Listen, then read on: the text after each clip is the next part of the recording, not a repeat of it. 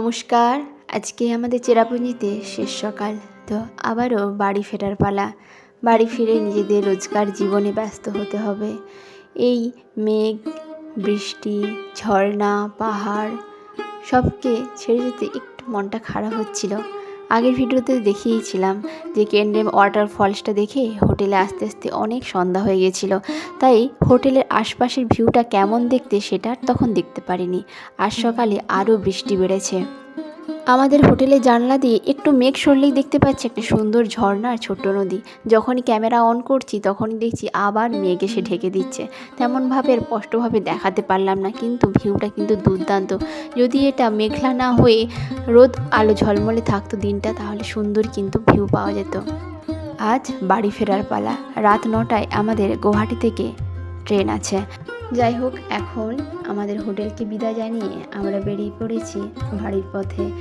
তো এইখানে যে ফুলটা দেখতে পাচ্ছেন, এই ফুলটা পাহাড়ে দেখছি আনাচে কানাচে হয়ে আছে। জানি না এই ফুলটার নাম কি, দুর্দান্ত সব পাতার ভ্যারাইটি। যাই হোক, এখন বেরিয়ে পড়েছি বাড়ির পথে।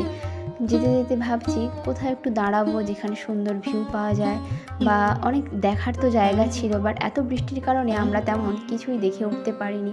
যাই হোক, আবার একবার মেঘালয়ে আসতে হবে। এই 3-4 দিনের প্রোগ্রামে দারুণ মজা হয়েছিল। এখন তো বাড়ি ফিরতে হবে, নিজেদের কাজে ব্যস্ত হতে হবে, আবারও ফিরতে হবে মেঘের দেশে। জানি না সেটা কবে ফিরবো, আর আদৌ ফিরতে পারবো কিনা। ওই আসার পথে একটু বৃষ্টি থামতেই আমাদের গাড়ির ড্রাইভারদা বললে এখানে সুন্দর একটা ঝর্ণা আছে, তবে ঝর্ণাটার নাম আমার ঠিক জানা নেই। যাই হোক, ওই ঝর্ণাটাই আমাদের শেষ দেখা ছিল। তো এখন আমরা যাচ্ছি গুয়াহাটির উদ্দেশ্যে। চেরাপুঞ্জি থেকে গুয়াহাটি দূরত্ব 148 কিমি, মানে আমাদের প্রায় 4 থেকে 5 ঘন্টা টাইম লাগবে আমাদের গুয়াহাটি পৌঁছতে। মেঘের দেশে কয়েকটা দিন স্মৃতি হয়ে থাকবে। আবার আসবো কোনো একদিন। Until we meet again Meghalaya. Bye. সবাই ভালো থাকবেন, সুস্থ থাকবেন। দেখা হবে এরকম আর একটা ভিডিওতে।